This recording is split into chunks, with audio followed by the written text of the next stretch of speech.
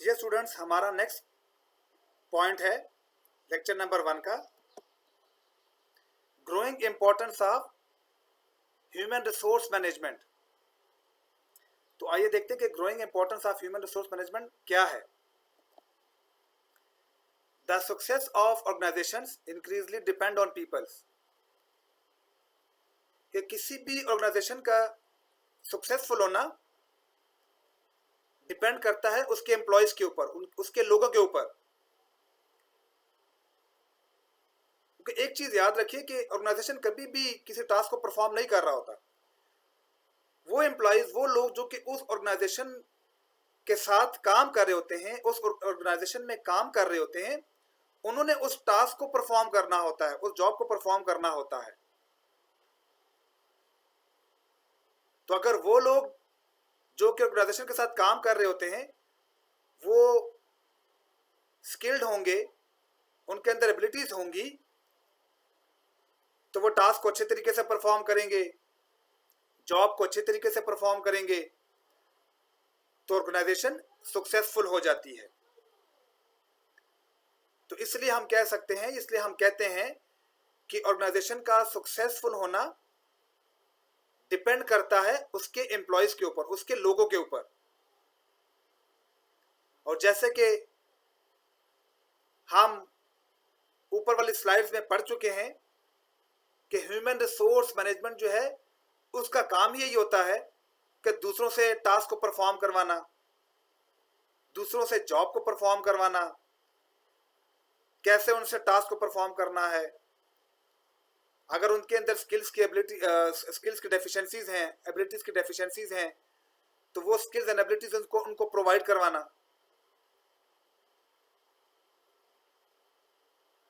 तो then we can say human resource management plays important role in creating organisations and helping them survive. तो इसलिए हम कह सकते हैं कि ह्यूमन रिसोर्स मैनेजमेंट जो है ये एक इंपॉर्टेंट रोल प्ले कर रहा होता है किसी भी ऑर्गेनाइजेशन के सर्वाइवल में।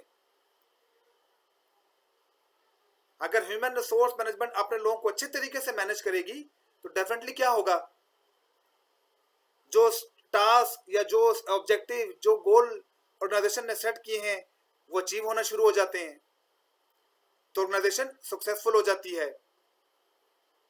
और अगर लोगों को अच्छे तरीके से मैनेज नहीं किया जाएगा, एम्प्लॉयज को उनके स्किल्स एंड एबिलिटीज के मुताबिक टास्क प्रोवाइड नहीं किए जाएंगे, तो कभी भी कोई टास्क, कभी भी कोई ऑब्जेक्टिव अचीव नहीं होगा, तो ऑर्गेनाइजेशन सक्सेसफुल नहीं होती है। तो इसलिए ह्यूमन रिसोर्स मैनेजमेंट किसी भी ऑर्गेनाइजेशन के लिए, किसी भी कंपनी के लिए इंपॉर्टेंस रखती है। Human resource management, human resource department एक इंपॉर्टेंट रोल प्ले कर रहा होता है ऑर्गेनाइजेशन के सक्सेसफुल में, ऑर्गेनाइजेशन के सर्वाइवल में।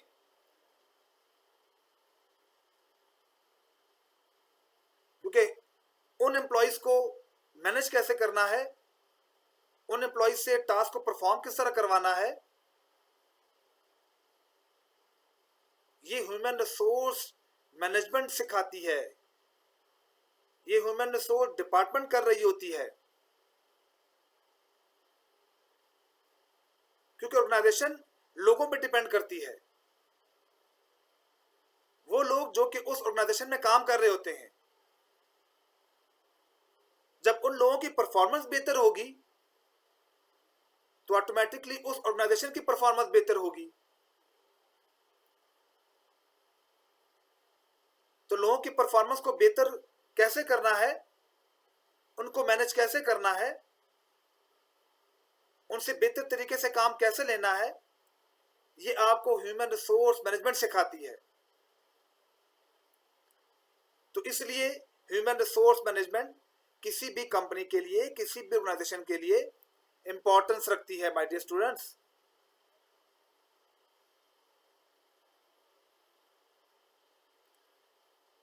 हमारा ऑर्गेनाइजेशन में डिफरेंट रोल्स होते हैं, हम डिफरेंट तरीके से पार्टिसिपेट कर रहे होते हैं, as a member, as a employee, as a customer, as a client. As a member है तो हमें कैसे मैनेज करना है ह्यूमन रिसोर्स मैनेजमेंट सिखाती है। एज एम्प्लॉय अगर हम पार्टिसिपेट कर रहे हैं तो एज एम्प्लॉय हमें कैसे मैनेज करना है, ह्यूमन रिसोर्स मैनेजमेंट सिखा रही होती है। अगर हम किसी कंपनी के कस्टमर हैं, किसी ऑर्गेनाइजेशन के कस्टमर हैं,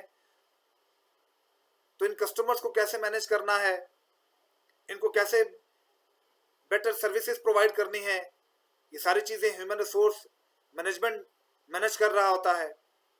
एज ए क्लाइंट हमें कैसे सेटिस्फाई करना है कंपनी ने, ये भी ह्यूमन रिसोर्स मैनेजमेंट अपने एम्प्लॉयज को सिखा रहे होते हैं। तो हर एक रोल के ऊपर, हर एक डिपार्टमेंट के लिए ह्यूमन रिसोर्स मैनेजमेंट जरूरी होती है। किसी भी कंपनी के अंदर डिफरेंट टाइप्स ऑफ डिपार्टमेंट्स होते हैं। अकाउंट डिपार्टमेंट होता है, प्रोडक्शन डिपार्टमेंट होता है, फाइनेंस डिपार्टमेंट होता है, मार्केटिंग डिपार्टमेंट होता है।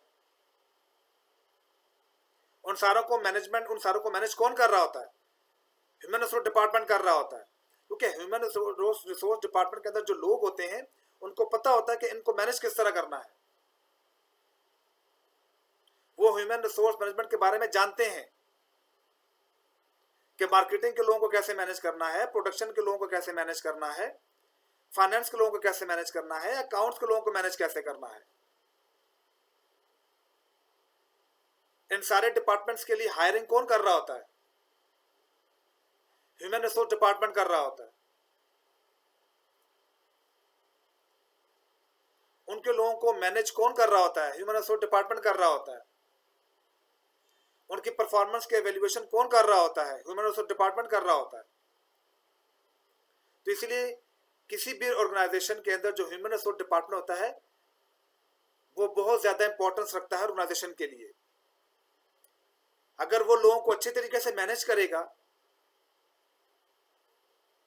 वो एम्प्लॉयज की स्किल्स एंड एबिलिटीज को मैच करेगा ऑर्गेनाइजेशन की नीड के साथ, तो ऑर्गेनाइजेशन सक्सेसफुल होना शुरू हो जाती है। वो ऑर्गेनाइजेशन सक्सेसफुल होती है, वो अच्छे तरीके से परफॉर्म करती है, वो टॉप कंपनीज में आना शुरू हो जाती है। Understand my dear students? आइए हम चलते हैं हमारे नेक्स्ट पॉइंट की तरफ। Factors contributing to the growing importance of human resource management, कि वो कौन कौन से फैक्टर्स हैं जो कि कंट्रीब्यूट कर रहे होते हैं किस चीज में? Growing importance of human resource management. तो my dear student, you can see on your screen there are 3 factors which is contributing in the growing importance of human resource management. The first one is accommodation to workers' needs. Second, increased complexity of the manager's job. Third पे consistency. तो my dear students, आइए इसको देख लेते हैं कि accommodation to workers' needs क्या है, increase complexity of the managers job क्या है, और थर्ड पे कंसिस्टेंसी क्या है। Accommodation to workers needs. Workers are demanding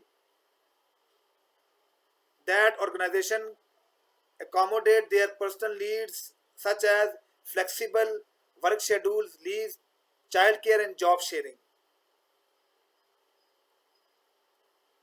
organisation में वर्कर्स की डिमांड क्या होती है कि उनको अकोमोडेट किया जाए,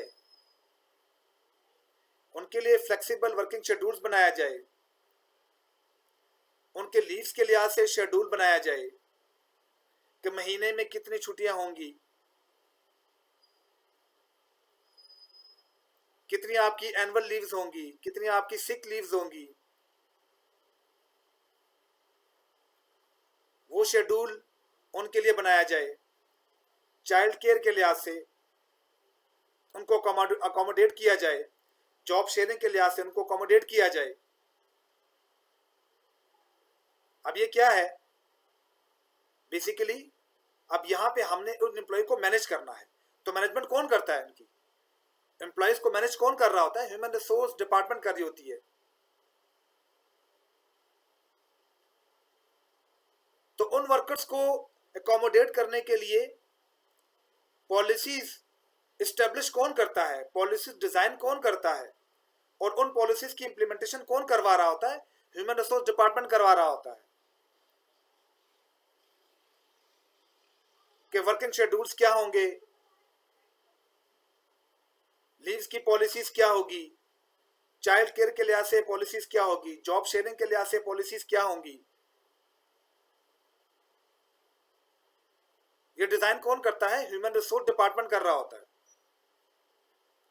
और फिर इसको इम्प्लीमेंटेशन कौन करवा रहा होता है? ह्यूमन रिसोर्स डिपार्टमेंट उसकी इम्प्लीमेंटेशन करवा रहा होता है, ताकि जो फ्रिक्शंस क्रिएट हो रही है या क्रिएट हुई है between the organisation demands and family responsibilities, उस फ्रिक्शंस को खत्म किया जाए, इसको कम से कम किया जाए। क्योंकि जब ये फ्रिक्शंस खत्म होगी किसी भी एम्प्लॉय के लिए between the organisation demand and family responsibilities, तो वो अपने काम पे तवज्जो दे पाएगा, वो अपने परफॉर्मेंस पे तवज्जो दे पाएगा। तो माय डियर स्टूडेंट्स, वर्कर्स को एकोमोडेट कौन कर रहा होता है? ह्यूमन रिसोर्स डिपार्टमेंट कर रहा होता है। तो इसलिए ह्यूमन रिसोर्स मैनेजमेंट की इंपॉर्टेंस होती है ऑर्गेनाइजेशन के अंदर, क्योंकि ह्यूमन रिसोर्स मैनेजमेंट आपको सिखाती है कि आपने उन वर्कर्स को, उन एम्प्लॉयज को मैनेज कैसे करना है। अंडरस्टैंड? हमारा नेक्स्ट पॉइंट है increased complexity of the manager's job. Management has become an increasingly complex and demanding job for many reasons. कि बहुत सारी वजूहात के बिना पे जो मैनेजमेंट की जो जॉब है उसकी डिमांड बढ़ती जा रही है। Number 1 is the foreign competition, कि देखिए जैसे मार्केट में कंपटीशन बढ़ेगा तो आपको वो लोग चाहिए होंगे जो कि लोगों को मैनेज करना जानते हो, आपको वो लोग चाहिए होंगे जो कि एम्प्लॉयज को मैनेज कर सकते हो, आपको वो लोग चाहिए होंगे जो कि उनकी स्किल्स एंड एबिलिटीज को इन्हांस कर सकते हो, आपको वो लोग चाहिए होंगे जो कि उनकी स्किल्स एंड एबिलिटीज की डेफिशिएंसीज को ओवरकम कर सके, ताकि वो कंपटीशन में बेहतर तरीके से परफॉर्म कर सके। और जब से फॉरेन कंपटीशन शुरू हुआ है, मैनेजमेंट की जॉब की डिमांड बहुत ज्यादा बढ़ गई है, क्योंकि मैनेजमेंट को पता होता है कि उसने एम्प्लॉय को मैनेज कैसे करना है। ह्यूमन रिसोर्स मैनेजमेंट आपको सिखा रहा होता है कि आपने अपने एम्प्लॉयज को, अपने वर्कर को मैनेज कैसे करना है, आपने कैसे उनको ट्रैक के ऊपर लेके आना, ताकि ऑब्जेक्टिव्स जो कंपनी ने, जो ऑर्गेनाइजेशन ने सेट किए हैं उनको अचीव किया जा सके। Then second one is the new technology. जैसे जैसे टाइम गुजरता जा रहा है, न्यू टेक्नोलॉजीज मार्केट में इन होती जा रही हैं। उन न्यू टेक्नोलॉजी से अपने एम्प्लॉयज को फेमिलियर कौन करवा रहा होता है, उनको फेमिलियर कैसे करवाना है, ये आपको ह्यूमन रिसोर्स मैनेजमेंट सिखाता है। ह्यूमन रिसोर्स डिपार्टमेंट ये रिस्पॉन्सिबिलिटी परफॉर्म कर रहा होता है कि जैसी न्यू टेक्नोलॉजी मार्केट में आई, कंपनी ने उस न्यू टेक्नोलॉजी को अडॉप्ट किया, उस न्यू टेक्नोलॉजी से एम्प्लॉयज को फेमिलियर कैसे करवाना है, उनके लिए ट्रेनिंग्स कौन अरेंज करवाता है? ह्यूमन रिसोर्स डिपार्टमेंट करवा रहा होता है। एक्सपेंडिंग साइंटिफिक इंफॉर्मेशन का गो थ्रू इंफॉर्मेशन को एम्प्लॉयज तक कौन पहुंचाता है, उनको अंडरस्टैंडिंग कौन करवा रहा होता है? ह्यूमन रिसोर्स डिपार्टमेंट करवा रहा होता है। और जो रैपिड चेंजेस आ रही हैं एनवायरनमेंट के अंदर, टेक्नोलॉजीज के अंदर, उसको मैनेज कौन कर रहा है? मैनेजर्स। मैनेजर्स को किसने सिखाया? ह्यूमन रिसोर्स मैनेजमेंट ने सिखाया। कभी एक चेंज आती है, एक रैपिड चेंज आती है, तो आपने उस चेंज को मैनेज कैसे करना है, उसके लिहाज से आपने अपने एम्प्लॉय को मैनेज कैसे करना है, ये ह्यूमन रिसोर्स मैनेजमेंट सिखाती है। तो इसलिए मैनेजर्स की जॉब की डिमांड विद द टाइम बढ़ती जा रही है। Organization frequently ask human resource managers for assistance in making strategic business decisions.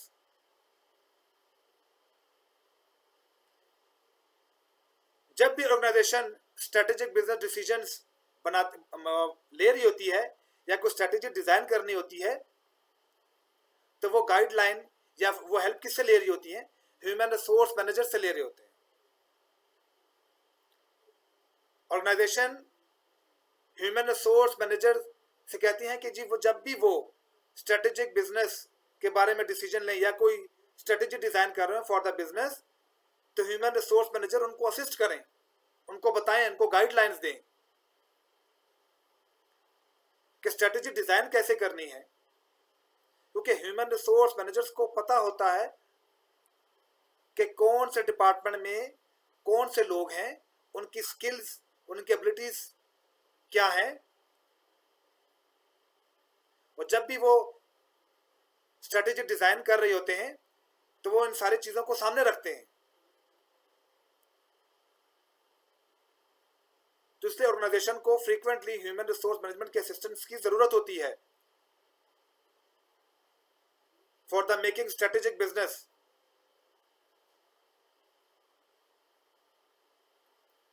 Executives need assistance from the Human Resource Department in matters of recruitment, performance evaluation, compensation and discipline. जो एग्जेक्टिव्स होते हैं organisation को, उनको human resource department के assistance की जरूरत होती है, क्योंकि जो डिफरेंट मैटर्स हैं जैसे कि recruitment, performance evaluation, compensation and discipline, इसमें ह्यूमन रिसोर्स डिपार्टमेंट उनकी हेल्प कर रहा होता है। रिक्रूटमेंट किसने करनी होती है? ह्यूमन रिसोर्स डिपार्टमेंट ने करनी होती है। कैंडिडेट का पूल कैसे डेवलप करना है,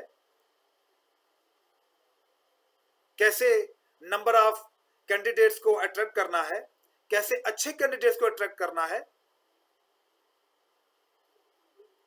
ताकि उनमें से बेटर सिलेक्शन की जा सके, अच्छे लोगों को सिलेक्ट किया जा सके। तो रिक्रूटमेंट कौन करता है? ह्यूमन रिसोर्स डिपार्टमेंट करता है। सिलेक्शन कौन करता है? ह्यूमन रिसोर्स डिपार्टमेंट कर रहा होता है। Performance evaluation after the some time it's depend on the organisation के उन्होंने वो टाइम कितना रखा हुआ है। वो क्वार्टरली भी हो सकता है, वो सेमी एनुअली भी हो सकता है, वो एनुअली भी हो सकता है कि अपने एम्प्लॉयज की परफॉर्मेंस को एवेल्युएट करे। तो ये एवेल्युएशन कौन करता है? परफॉर्मेंस एवेल्युएशन कौन करता है? परफॉर्मेंस अप्रेजल कौन करता है? ह्यूमन रिसोर्स डिपार्टमेंट कर रहा होता है। कैसे एम्प्लॉयज की परफॉर्मेंस एवेल्युएशन करनी है, कौन कौन से मेथड यूज करने हैं, कौन कौन से टूल्स यूज करने हैं, ह्यूमन रिसोर्स डिपार्टमेंट एग्जेक्टिव्स की असिस्टेंस कर रहा होता है, उनको बता रहा, उनको गाइडलाइन दे रहा होता है। और रिगार्डिंग द डिसिप्लिन, इसमें भी ह्यूमन रिसोर्स डिपार्टमेंट ऑर्गेनाइजेशन की हेल्प कर रहा होता है, उनको गाइडलाइन दे रहा होता है। Understand my dear students. हमारा नेक्स्ट पॉइंट है consistency. Human resource policies help to maintain consistency within an organisation. जो ह्यूमन रिसोर्स जो पॉलिसीज होती हैं जो कि डिजाइन करती हैं ह्यूमन रिसोर्स डिपार्टमेंट, वो किसी भी ऑर्गेनाइजेशन की कंसिस्टेंसी के लिए जरूरी होती हैं। अगर आपने ऑर्गेनाइजेशन की परफॉर्मेंस को कंसिस्टेंट रखना है तो ह्यूमन रिसोर्स पॉलिसीज उसमें आपको हेल्प कर रही होती है, उस कंसिस्टेंसी को मेंटेन करने में हेल्प कर रही होती है।